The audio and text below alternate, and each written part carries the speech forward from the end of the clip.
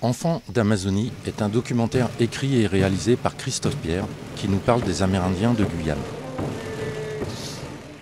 La première partie du film se tourne à Terre-Rouge, village amérindien de Saint-Laurent-du-Maroni, autour de la levée de deuil de la famille Pierre suite au décès du père de Christophe il y a 3 ans.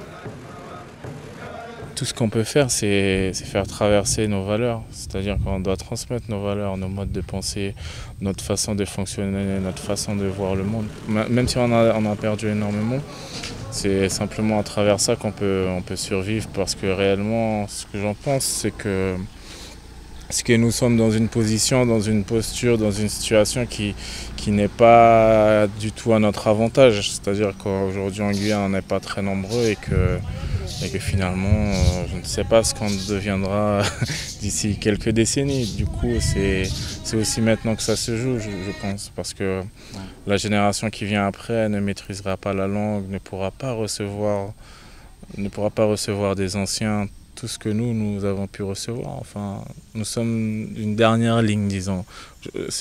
Sans exagérer, c'est vraiment ce que je crois, et c'est à nous de changer les choses. Enfin, c'est assez, disons, cliché de dire les jeunes c'est l'avenir de demain, mais il faut qu'on s'empare de ça aussi. L'avenir, elle nous appartient dès qu'on s'en empare en fait. Le documentaire Enfants d'Amazonie est coproduit par Guyane Première et produit par Ardèche Images Productions de Métropole et Bérénice Mediacorp de Cayenne. La production exécutive du tournage à Terre-Rouge est confiée à 5 degrés Nord Productions de Saint-Laurent-du-Maroni avec des moyens techniques et humains de l'association Atelier Vidéo et Multimédia.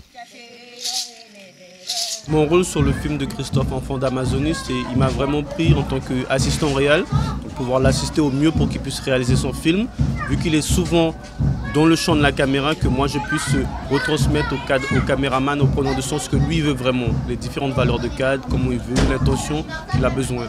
Et ensuite j'étais effectivement un appui sur aussi la régie, donc faire en sorte de bien éclairer le lieu pour que le film puisse correctement se tourner et gérer tout ce qui est un peu régie, et également les techniciens.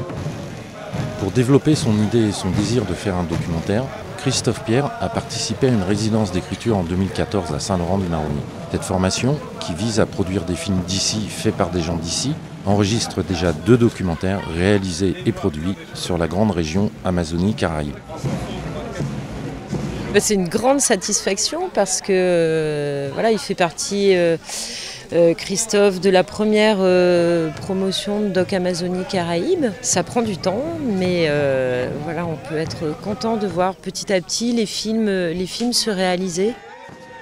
La suite du tournage est annoncée en octobre prochain de Marie Passoula au mont Tumucumac. Après 8 à 10 semaines de montage et de mixage en métropole, le documentaire de Christophe Pierre sera diffusé et distribué en début d'année prochaine.